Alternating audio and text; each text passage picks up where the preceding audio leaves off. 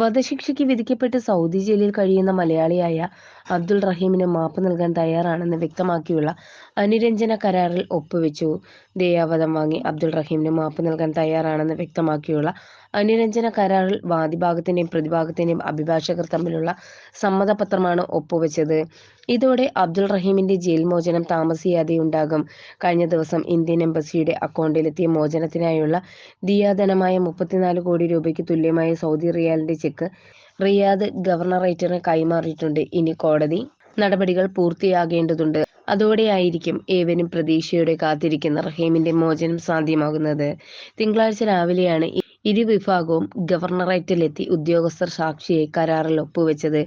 Embassy ഉദ്യോഗസ്ഥർക്കൊപ്പം റഹീമിന്റെ കുടുംബത്തിന്റെ power of attorney Siddique തുവ്വൂരും ഗവർണറേറ്റിലെത്തിയിരുന്നു. ദയാധനമായ 1.5 കോടി Saudi റിയാലിന്റെ ചെക്കും ഗവർണറേറ്റിന് കൈമാറി. അനുരഞ്ജന കരാർ എന്ന സുപ്രധാന നടപടി പൂർത്തിയായതോടെ വക്കീലിനുള്ള ചെക്ക് സഹായസമിതി ചെയർമാൻ CP മുസ്തഫയ്ക്കും കൈമാറി. ഇതോടെ അബ്ദുൾ റഹീം കേസിലെ പുറത്തുനിന്നുള്ള എല്ലാ നടപടിക്രമങ്ങളും അവസാനിച്ചതായി സഹായസമിതി അറിയിച്ചു. ഇനി അനുരഞ്ജന കരാറും ചെക്കും ഉൾപ്പെടെയുള്ള രേഖകൾ ഗവർണറേറ്റ് കോടതിയിലേക്ക് കൈമാറും. അപ്പോഴേക്കും ഇരുവിഭാഗം വക്കീലന്മാരും കോടതിയുടെ സമയം തേടും.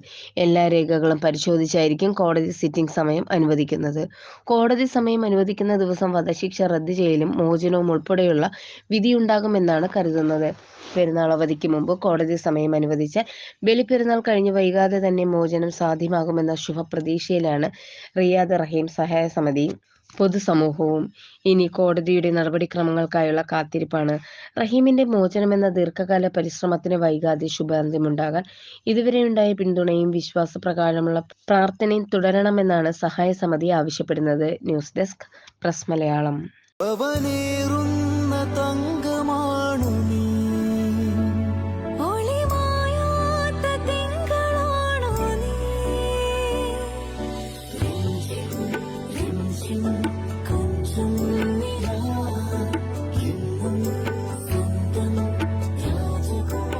Be a Rajakumari.